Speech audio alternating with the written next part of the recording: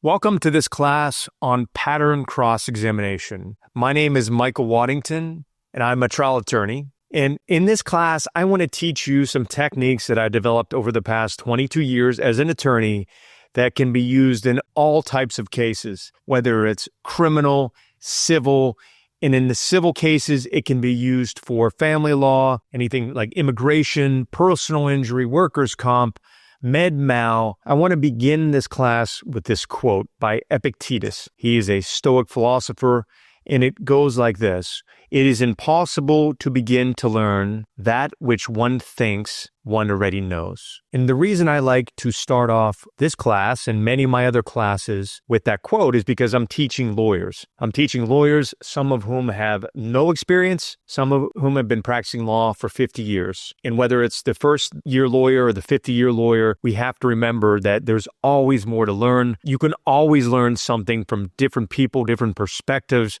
if you keep an open mind. So as we go into this class, I hope and encourage you that if you have, whether a day or 50 years of experience, you put that aside and just listen for any techniques, 1, 2, 3, or 4, or maybe many more that can help you and you can implement into your law practice.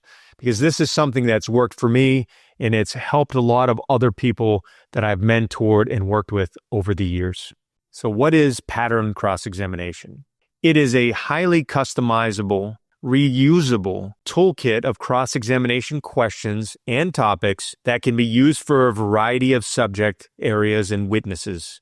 In other words, it's groups of questions that can be developed and used and repurposed and used for a variety of cases. For example, you can use pattern questions that you develop in a child custody case or a criminal law case. You can use that in a personal injury case. You can use the same system and some of the same materials in a variety of cases. And some of these questions, they come from your experience or questions that you learned and developed from one case or another, or that were passed down to you, or that you heard someone using, or they can be created. And in this class, I'm going to teach you how to create questions, pattern cross questions, and create them in a way that is sustainable and reusable. So when I say a toolkit, I really mean it. You know, it's like you have a folder on your desktop called pattern questions, and you can break them down for impeachment, for example. Let's say you're a criminal lawyer, whether you're a prosecutor or defense lawyer, you could have impeachment. You can have snitch impeachment, a law enforcement impeachment, the accused impeachment.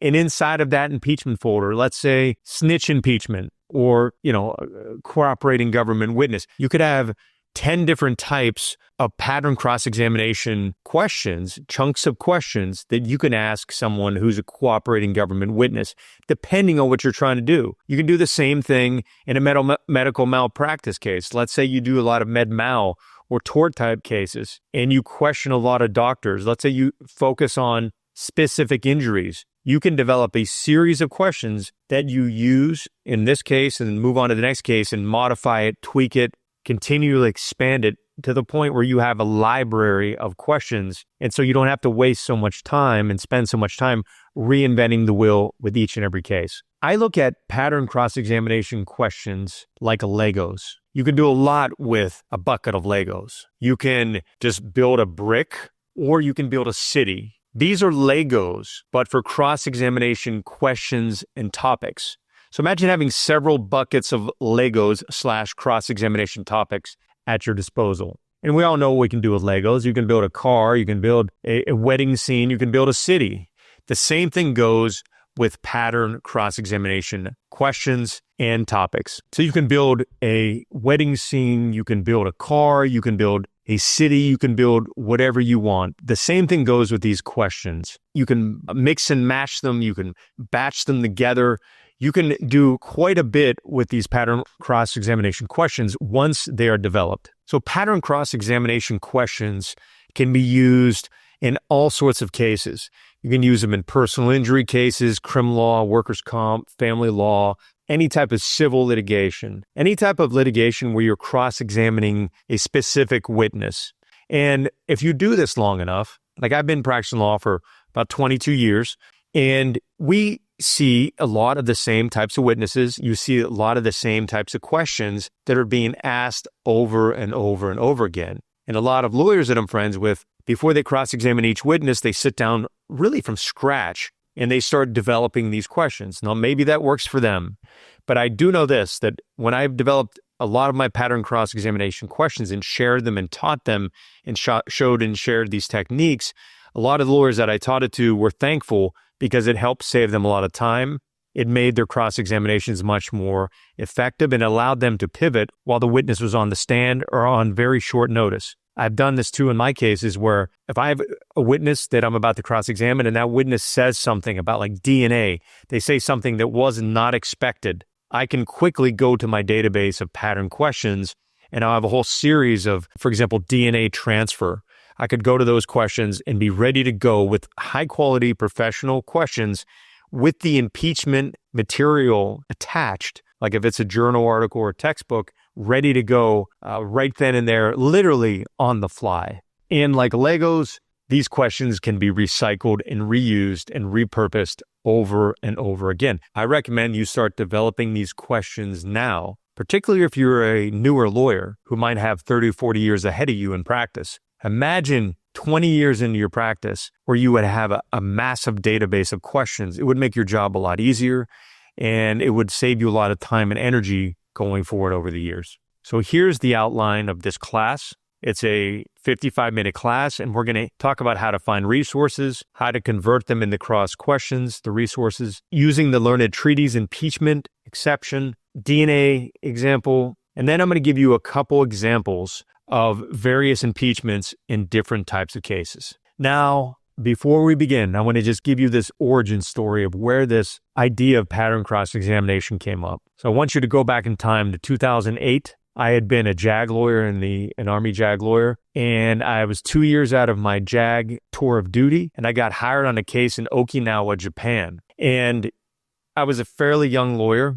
I'd only been in a private practice for 2 years, and I had approximately 8 years of legal practice under my belt, and not all that was in criminal defense. And so what ended up happening is I got hired on this case, and the trial was in Okinawa, Japan. It was a Marine accused of committing a bunch of crimes. He was facing about 100 years in prison, and it was various crimes, mostly sex crimes, some violent crimes, things of that nature. So off I go. I fly over to Okinawa, Japan. It's quite a distance from the United States, as you can see on the map and as you know, but it's also quite a distance from Japan. So how you get there is you have to fly into Japan, then you have to switch airports. Sometimes you have to take a bus from one Japan airport in Tokyo to another, and then get on another plane and fly another 4 hours. And so when you're there, you're very remote. It's a chain of islands, and the main island there is not that large. It's very congested and very small, very beautiful place, but you're in the middle of nowhere when it comes to getting expert witnesses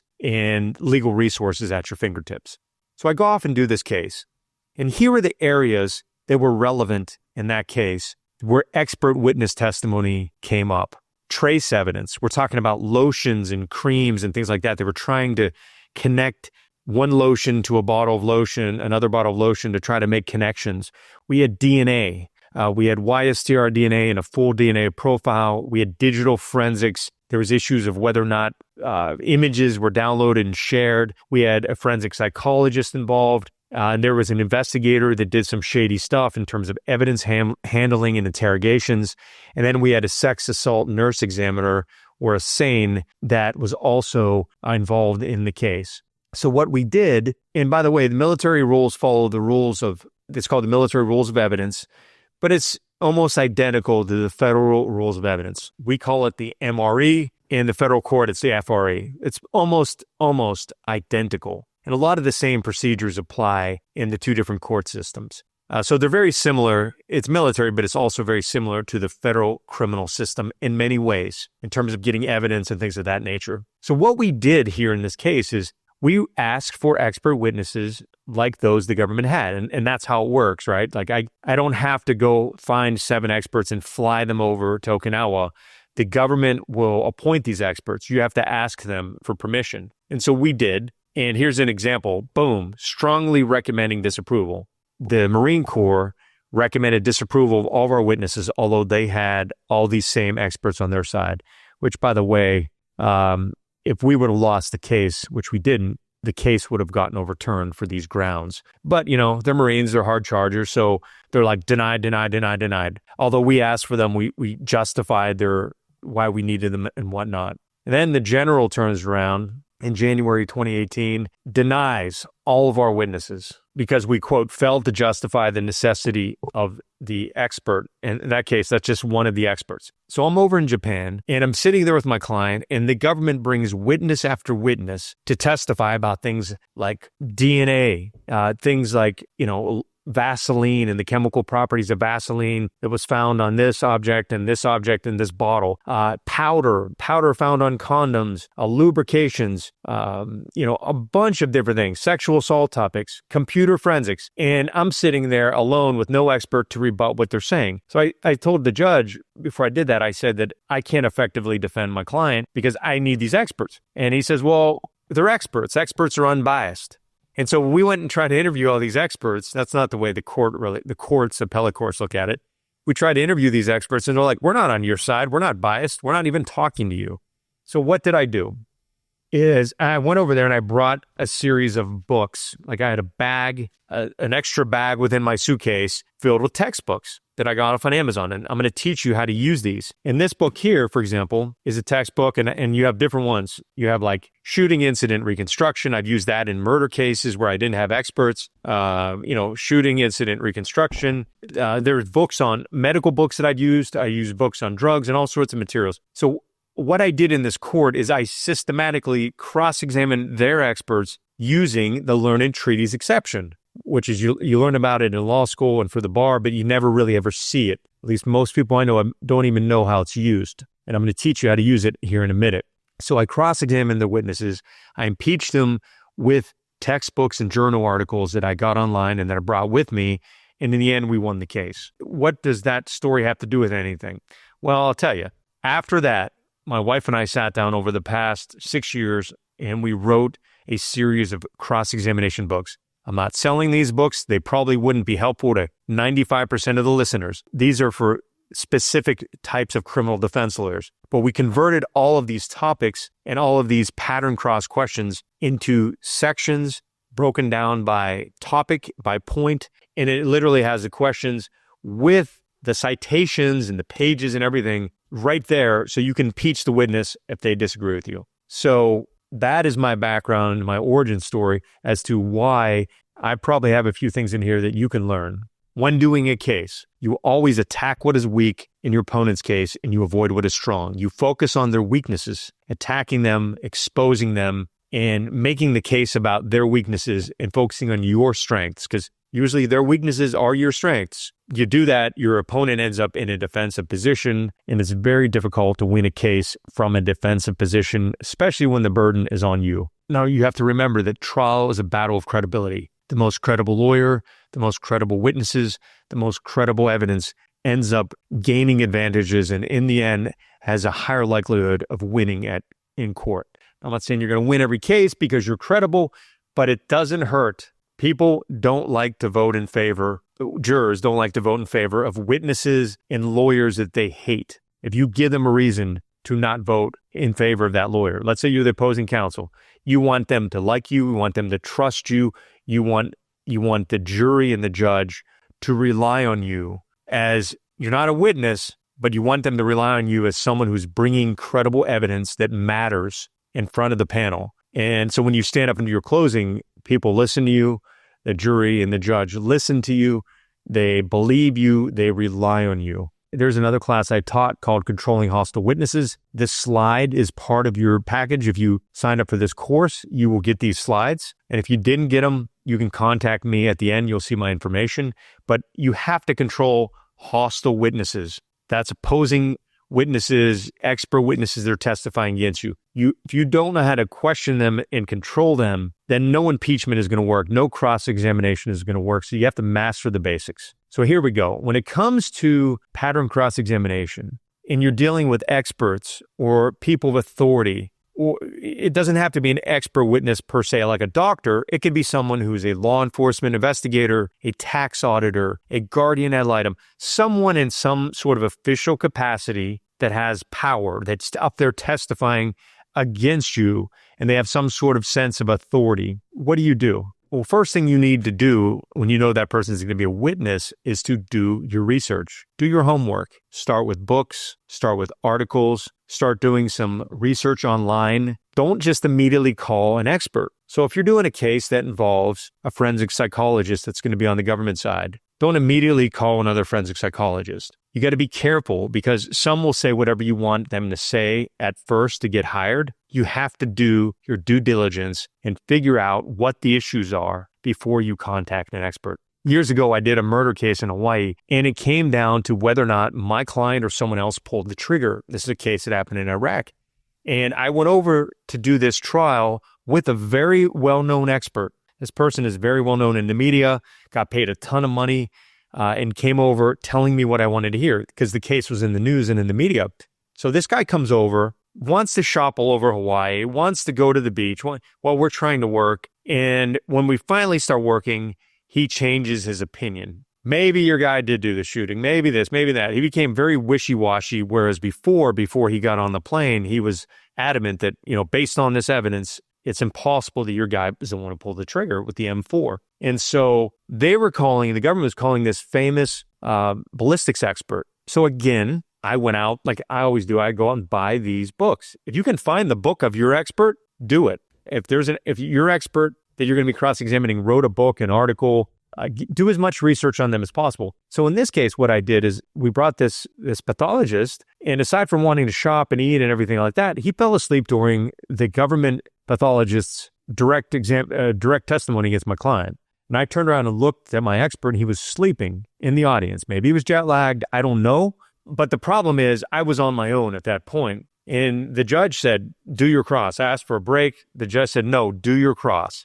And so I had to stand up, and thank goodness I had read this book about ballistics because I had all my impeachments and everything ready in there. And that's why from that day on, I was like, you know what? Before I get an expert, I'm going to vet the expert, and I'm going to make sure that I'm able to do this case with or without the expert. I'm not going to rely too heavily on an expert. And also, again, I'm going to say this again, be careful of experts that are cool, that are friendly, that are a good time to hang out with.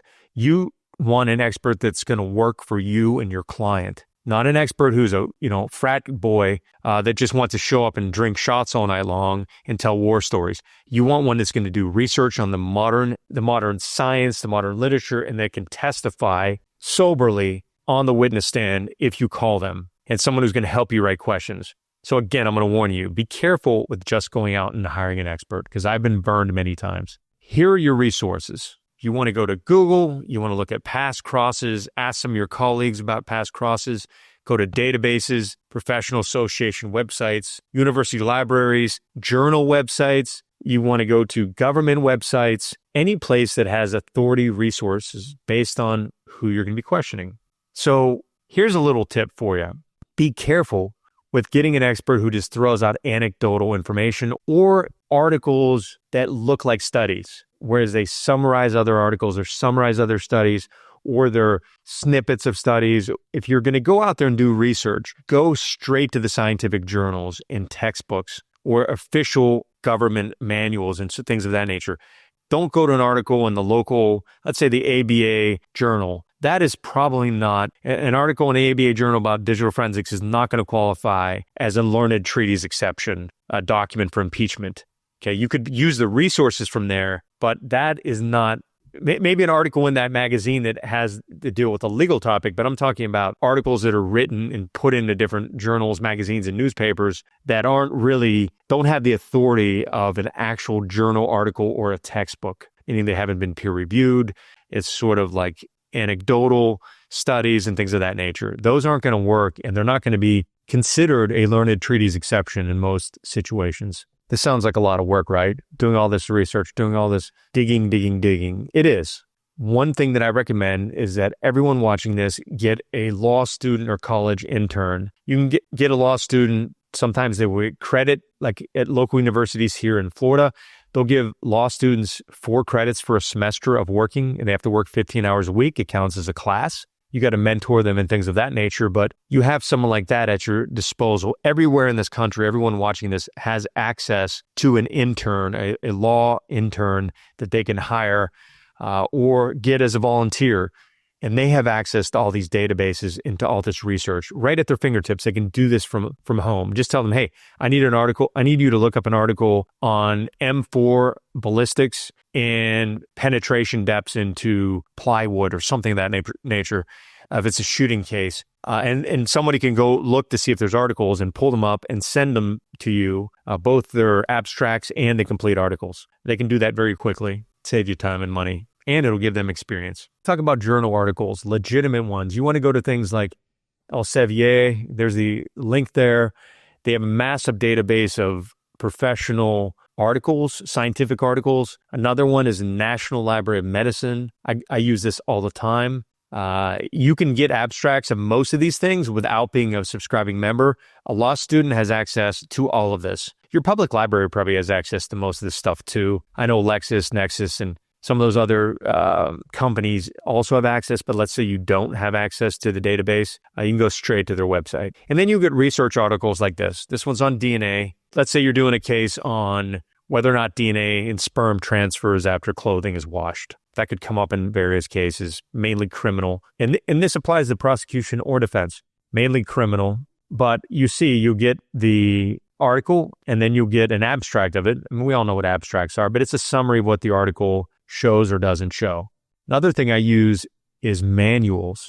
And there are manuals for everything, whether you're doing car wrecks, whether you're doing, looking into how logs should be chopped down in a forest, best practices of pretty much everything is out there documented by some government agency. And so I give examples here of computer forensics, lab submission. I mean, these are all things you can turn into pattern cross-examination questions, whether it's criminal, civil, any type of litigation. Corporate resources as well. I mean, there's so many government and corporate resources online relating to medical issues, drugs, medical procedures, how, people at work should be trained on dealing with, hazardous chemicals or step ladders, you name it, there's something out there, whether it's OSHA, whether it's the Department of Labor, Pfizer, there's so much out there, and these are your sources, okay? Here's another source that I've gone to quite a bit. Go to professional association websites. They often list speakers, and that's where you can find experts, and they also often list studies and interesting things that you can use as resources. So let's say you want to do American Psychological Association, you go there, see who the speakers are, see who's an expert in what, and you can often get some of their PowerPoints and information to use. So now we're going to turn the books, studies, and protocols and all this material into cross-examinations. It's easier than you would even think. This is a DNA example. It's a criminal case. So the defendant is accused of sexual assault on a bed. Semen is allegedly deposited on the sheets. The defendant denies the allegation. No DNA is found on the sheets or the victim, and no sperm is found anywhere. The sheets were laundered once the victim is bathed. So there's going to be no semen or DNA on the victim. The question is whether or not you would find the DNA or sperm on the sheets. So in this case, the prosecutor calls a DNA expert who wants to explain why there's no DNA or sperm found on the sheets of the defendant. And so this expert says, I would not expect the defendant's DNA to remain on the bed sheets because they were washed. So let's say you're the defense lawyer and your defense is, my client was never even in the room. He doesn't even know this person, never on the bed. You got the wrong guy. And now that the prosecution is trying to argue, well, it could have been his, but they washed it all away, right? You want to say, well, it could have been his, but you didn't find any DNA or semen, and there's a good chance you would have. So you pull up this study about the investigation of DNA and its transfer onto clothing, and you want to bring up 2 points. Laundering sheets doesn't destroy DNA many of the times, and the defendant's DNA was not found perhaps because there's never any semen on the bed. So basically to contradict the story. And so you find this article right here. You don't need to read all this, but basically the article says that DNA profiles from laundered semen stains were recovered after 8 months after they were deposited. So just so you know, semen doesn't really wash off sheets. FYI to those watching this. Even after multiple washings, what it can do is transfer it. The semen can be transferred and the DNA can be transferred to other items of clothing. So if you have semen on a sock, you throw it in there in the family wash, you may now have semen on everything. It's kind of gross, but based on the the testing, that's kind of where we are with the science. So what we did was we took this article that I was telling you about. So here's the point. Laundering does not always destroy DNA. And I'm not going to read this. It's in the slides because it'll take me a few minutes, but you can read along here and you can see that what you're doing is you're establishing your main point, and then you're bringing up this article to their expert, the one who said they wouldn't expect to find semen on the sheets because it was laundered. And you get them to acknowledge the article. You get them to acknowledge that this is a legitimate journal source. And then you bring up the article, and then you impeach them with the article as they apply to the facts of your case and as they applied and came out in the article. There has to be obviously some connection, has to be relevant. Here's how this cross would go. Now, I know you can read it, but I'm going to read it to you as you would ask the questions. This is of the prosecution's DNA expert. You testified that you would not expect the defendant's DNA to remain on the bed sheets because they were washed. That's correct. Are you familiar with the International Journal of Legal Medicine? It's helpful if you have the journal with you. This isn't it. This is something else, but as a prop, you have the article with you from that journal, and they know you have it. So they could either be thinking, I don't know what's in it. I heard of the journal. I maybe didn't read this article. So you move on to the next question. The International Journal of Legal Medicine is a leading journal for forensic scientists. Correct. The journal publishes articles about recent forensic research. Yes. Have you read the article titled Investigation of DNA Transfer onto Clothing During Regular Daily Activities? If they say yes, you're good. If they say no, you could always say, oh, sometimes the judge might get mad about this, and I'll explain how to deal with this later on. You could say, would you like to take a break so that you can review this article? Or not, and just go straight into the impeachment. You then could follow up and say, this article is based on a scientific study about how DNA transfers. Correct. The results of this study were published in the International Journal of Legal Medicine. Yes. In this study, scientists examined whether washing clothes in a washing machine removes DNA from the clothing. Yes, that was the gist of the study. When the study, the scientists found that washing does not always remove or destroy DNA from clothing. Yes, that's what they found. The study found that stained clothing can still have detectable DNA after being washed. Yes. Given the sensitivity of DNA testing methods, complete and partial DNA profiles can be obtained from stained items that have been washed. Yes.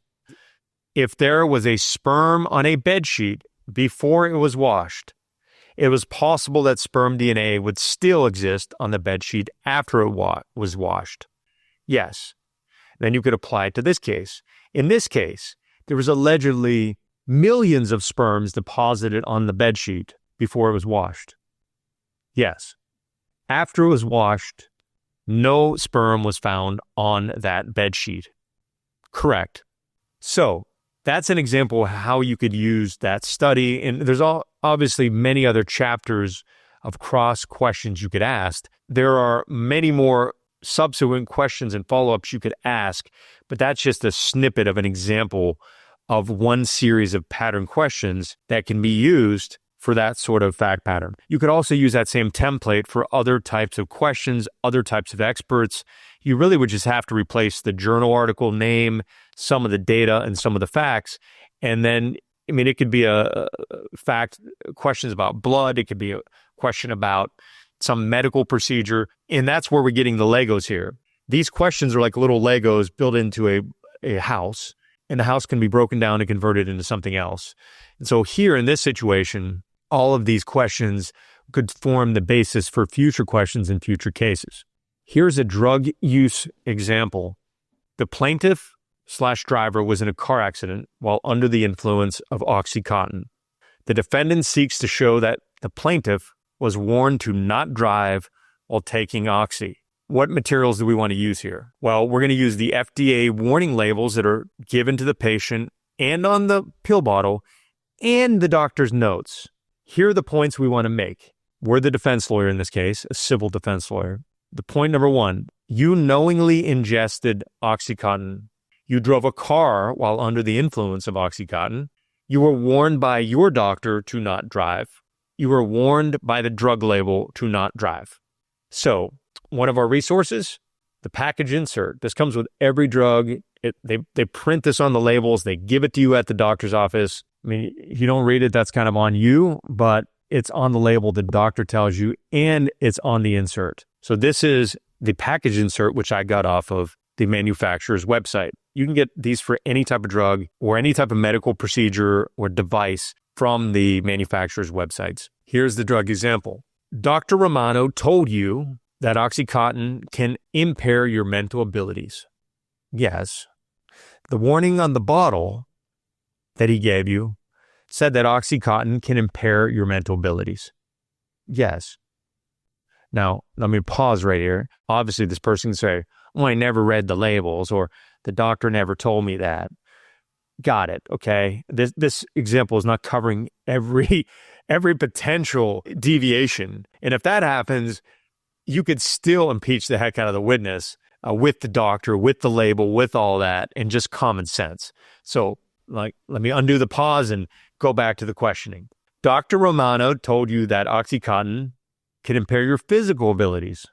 The warning on the bottle said that OxyContin can impair your physical injuries or physical abilities. Dr. Romano told you that OxyContin may impair your ability to perform hazardous tasks. The doctor also told you that this drug can impair your ability to drive a car safely, that driving a car could result in serious injury, that driving a car could result in death. In this case, you made a decision to take OxyContin. You made that decision on January 25th, 2022. Then, after making that decision, you made a decision to get into your car.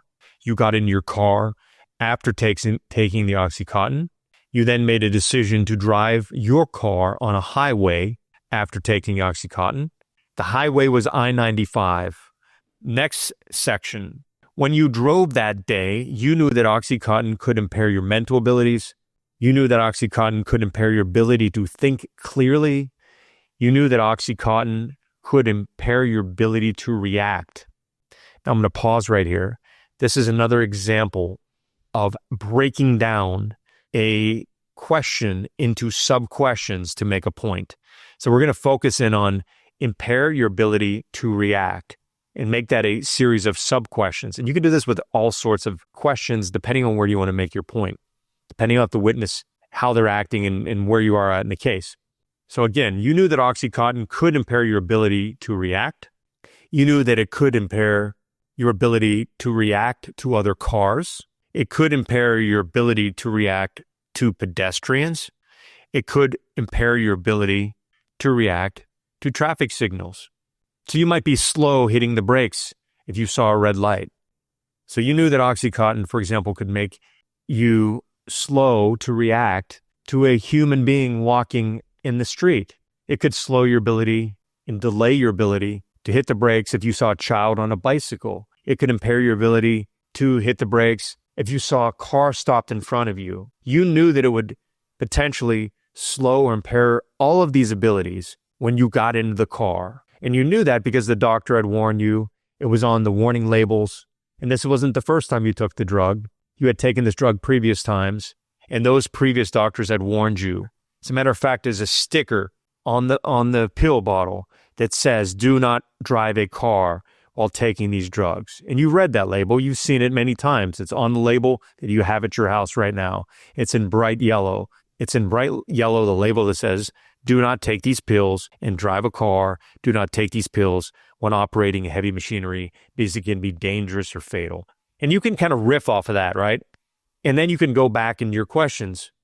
You knew that OxyContin could impair your ability to make decisions.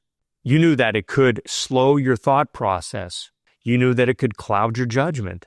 Now, thinking, reacting, judgment, those are all things that are important to driving a car. Those are things that are important to driving a car safely. Those are things that are required of you to operate a vehicle. to operate a vehicle at a high rate of speed. And that's what you were doing. You're operating a vehicle at a high rate of speed at 75 miles an hour on I-75. And that's the vehicle you were operating at the time of the crash. And that's the speed you were going at the time of the crash. And you were under the influence of this drug at the time of the crash.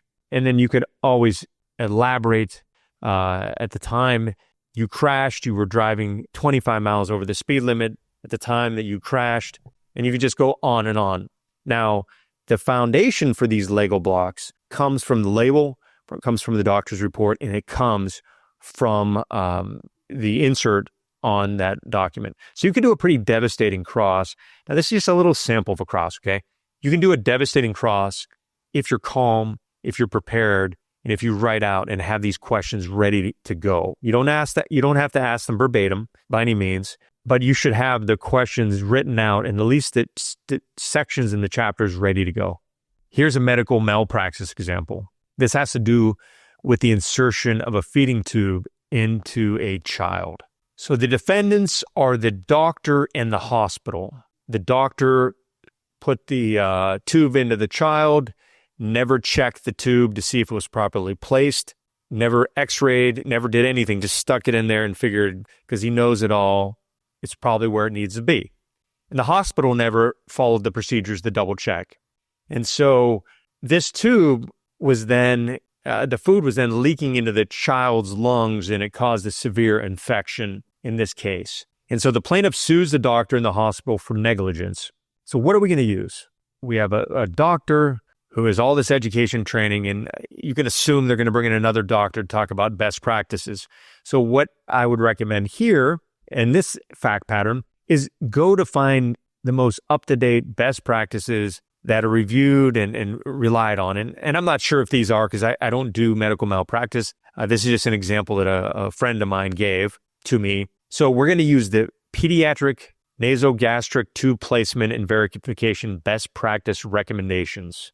Basically, this is a medical report article that looks at the best practices for making sure that tube is properly placed. And so you go get the article and you want to and see what it's going to say. And then if it backs up your side, you could potentially use it. So the points that the plaintiff wants to make here, x-rays are the gold standard for determining proper tube placement, because you can do an x-ray. An x-ray will tell you where the tube is, where if it's somewhere where it shouldn't be. I had a case actually myself where the tube was put into the stomach and it wasn't actually attached in the stomach. It was actually into the body cavity, and they were feeding this man food, and it caused a huge infection, killed him, got all up inside of his other organs and was like festering in there because the doctor in that case did not verify tube placement. So this is a thing, and you med mal people know it is. So the doctor not only didn't verify, he didn't order someone else to verify, and neither did the hospital. So what do?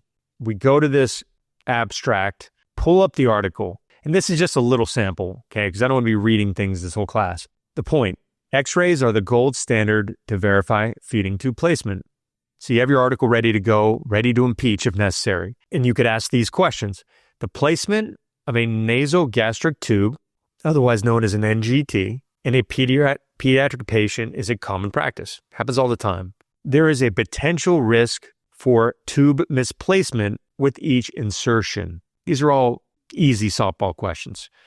A misplaced tube could compromise the patient's safety. A misplaced tube increases the risk for serious complications. A misplaced tube increases the risk for fatal complications. A misplaced tube could have serious ramifications for the patient. An X-ray is considered the gold standard to verify proper tube placement. It's been verified by dozens of studies. You could have those ready. In this case, the defendant did not order an X-ray to verify the tube's placement. Or, in this case, your hospital did not verify the tube placement using an X-ray. That was a decision that your doctor made, a decision that your hospital made, and no one followed up to verify that it was done properly. Again, the sky's the limit. I could go on for months and months and months with examples of these cases. but it becomes so easy to do once you've done it and you have the materials. You literally cut and paste the article section that's relevant, and you can, put the page number and everything in there as a citation, have your impeachment materials ready to go.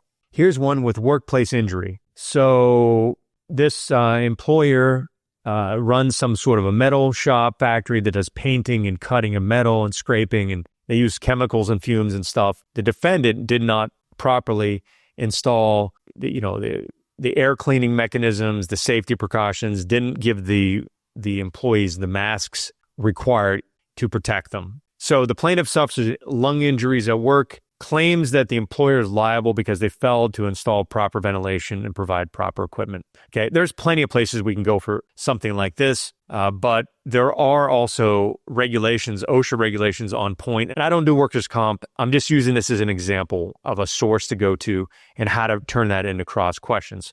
So here we're going to use OSHA standards part 1910. And the point of this cross is that a respirator protects people from dangerous chemicals. That may be one of the elements you have to establish or one of the points you want to make. So here we go. We go to the OSHA website. We pull up this material. We look through it to see what's relevant. And then we cut and paste it into a Word document and then break it down into cross-examination questions, perfect it, shape, get rid of anything that's not necessary, turn them into leading questions. And here we go. Point: a respirator protects people from dangerous chemicals. Question: respirator is a safety device. A respirator protects a person from inhaling dangerous substances. A respirator protects a person from inhaling dangerous chemicals. You could list the chemicals that are present in this factory, or that could be another section. Next question. A respirator protects a person from inhaling infectious particles. Respirators are among the most important pieces of protective equipment for working in hazardous environments. According to OSHA standards, part 1910.13.4a, a respirator shall be provided to each employee when such equipment is necessary to protect the health of such employee. And then you can move on to your next chapters. Like, let's say you're cross-examining the inspector, the building inspector, the building owner, the business owner, the manager, whoever's in charge of this operation, and whoever's on the stand. So, final example. Sexual assault case. Here, in this case, the victim accuses the defendant of sexual assault. A sane exam is conducted within 16 hours. Several vaginal microabrasions and tears are found on the victim. The defendant says, yeah, we had sex. It was consensual. The prosecution then calls a witness, a sexual assault nurse examiner, 25 years of experience, who states on the stand under oath, vaginal injuries in this case, are consistent with a sexual assault. So the defense, what are they going to do? They can call their own expert. They can use the textbooks. They can use journal articles. They can use a lot of things in this case, given this fact pattern.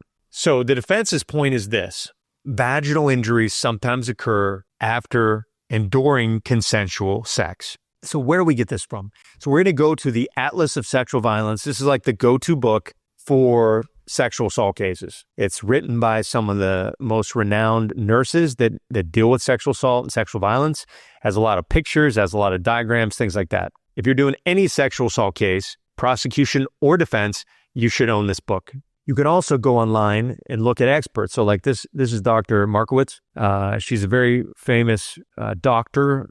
She's a nurse, but with a PhD. She's probably the preeminent expert on strangulation, sexual injuries, stuff like that. She testifies all over the place, teaches it. She has a research grid that's found online that shows all the studies, because she's a researcher as well, obviously a PhD, and she knows her literature. So she compiles the literature to make herself a better witness, but also you can use it to cross-examine her or other witnesses. So these studies all have to deal with injuries after consensual sex. And so what they did was they compared consensual to non-consensual, look for injuries. In a sex case, they use the acronym TEARS, T-E-A-R-S, to look for injuries. That's how the nurses and experts are trained.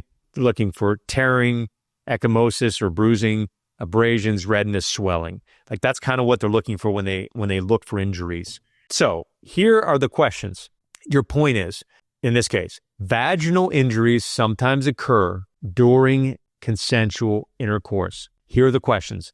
when a man and woman have consensual sex, there can be injuries afterwards.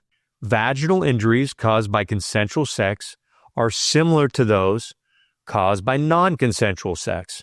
After consensual sex, there may be vaginal abrasions. After consensual sex, there may be vaginal redness. There may be vaginal swelling. There may be vaginal bruising. There may be vaginal tears. Now, that's the end of the chapter.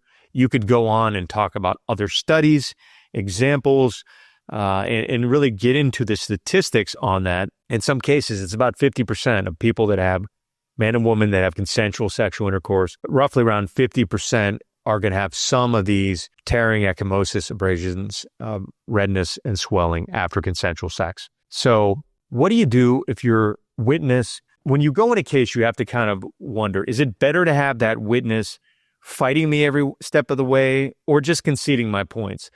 I would rather have the witness concede the points that I want to have conceded, particularly if they're an expert or someone of authority. So what do? These are some ideas. They don't work in every case. It really depends on the person, but these are just tips to keep in mind. Use psychological warfare. Figure out who the witness is. What is their background? What is their ego? Are they going to try to trick you? Are they abusive of the lawyers? All of these types of things. Are they actual legitimate scientists that just want the truth to come out? Or are they biased? You know your enemy and you know yourself. You will be victorious in more battles. And so sometimes I do this. Let's say I'm going to do that sexual assault, impeachment, or cross-examination that I just talked about. I could take either those questions and then give them to the expert with Dr. Markowitz's chart or with printouts of a textbook, or I could give the witness the drug insert. For example, if you're able to talk to the witness, you can give them the insert and have them read it, highlight what you're going to ask them. And sometimes I tell them, listen, I'm going to ask you these questions. It's on page 29 of this textbook. Here is the chapter. Here's what's going to happen. I'm going to ask you these questions, whether or not that was found in these studies. And if you fight me on it, I'm going to impeach you. I'm going to impeach you and read out of the book in front of the panel. Now, if the person doesn't have a lot of credentials, particularly, and it's someone who's really not even that great of an expert, that could intimidate them. And especially ones that are very good experts, they're going to know what's in these books, and they're not going to want to be, unless they can distinguish it, they're going to not want to butt too hard against those studies and those findings, especially if they can't. They may concede it for you and prove your point. So if I'm cross-examining an expert that works for the government, for like a crime lab expert or law enforcement or investigator, or in accident cases, if it's a state police accident reconstruction expert, and I have like materials, like their own manuals, I will sometimes, it depends, jog their memory with what's in there. For example, things that should be considered, looking at roadways and all that sort of thing. Give it to them so that they answer the questions. Now, if they're going to be hostile regardless, then maybe you don't want to give up too much, or maybe you could think if they have burned you several times in the past, then maybe you can give them a bunch of articles and they won't know which way you're coming from. And you can then impeach them with the ones that matter to you. It really depends on the witness. But I find that in most of my cases where I give the opposing witness, assuming they're supposedly unbiased, the materials that I'm going to question them about, sometimes they won't testify, or they will often concede what I'm getting at. And those that want to fight, well, then you're in for a fight and be ready to impeach them. Here's the takeaway. If the witness thinks you know what you're doing and what you're talking about, they will back off. And this works with all types of witnesses, experts, fact witnesses, investigators. If they know that you did your homework and you're more prepared than they are, and you know the file and you know the evidence, you know the science, they're probably not going to fight with you as much as you would imagine versus someone who doesn't know anything. Those witnesses will often run amok on an incompetent or someone who seems unprepared. And then you got to be ready to impeach. Now, impeaching witnesses in this situation, we're talking impeachment under the federal rules with the learned treaties exception we learned about on the bar for the bar exam and at law school. You really never see it that often, but I use it like I talked about in my origin story. It's a statement contained in a treatise, periodical, or pamphlet if the statement is called to the attention of the expert on cross or relied on the expert on direct. So the first prong is that it's called to their attention on cross or they relied on it. Second thing, this publication is established as a reliable authority by the expert's admission or by testimony or by another expert's testimony or by judicial notice. So you have 4 ways to get someone to admit, like, okay, this book on shooting incident reconstruction is a reliable authority. Okay, the standard for reliable authority is not that high. If it's published by a PhD ballistics expert who's worked for 30 years, it's a gimme. Most books that are published are considered reliable sources if it's relied on by, if it's a medical book or something of that nature. Obviously, some like generic self-published 20-page pamphlet by someone who has no background in education might not be. But a journal article is, especially if it's published by a legitimate source. And don't back down if the expert's like, oh, I wouldn't rely on that book, that I don't like that author, he doesn't know what he's doing.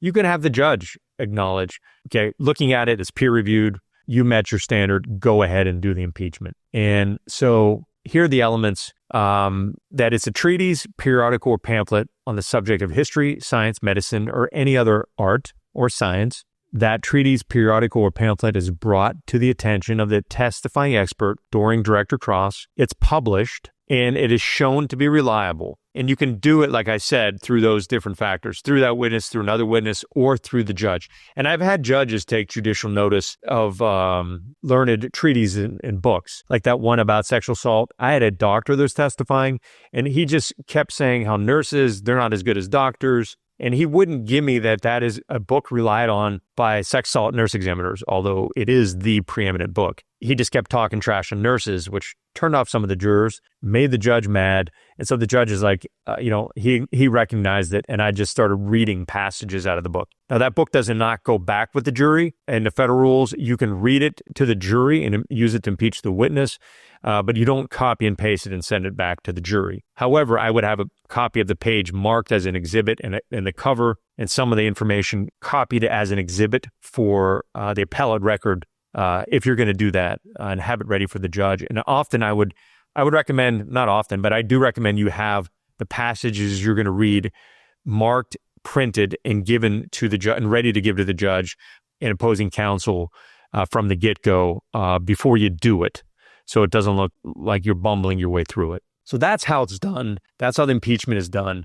And then we move on to the final slide. And this is something that I argue all the time in closing. Physical, forensic, and scientific evidence does not lie.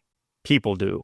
And I use that quote when the physical, forensic, and scientific evidence helps my case. And the witnesses are saying things that are bad for my case. And sometimes they clash. Now, I only use this quote if it applies. If the physical, forensic, and scientific evidence is bad for me, I'll find another quote, okay?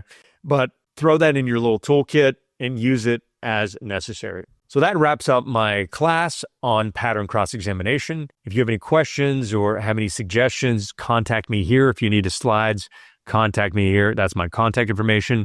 And I hope you enjoyed the class.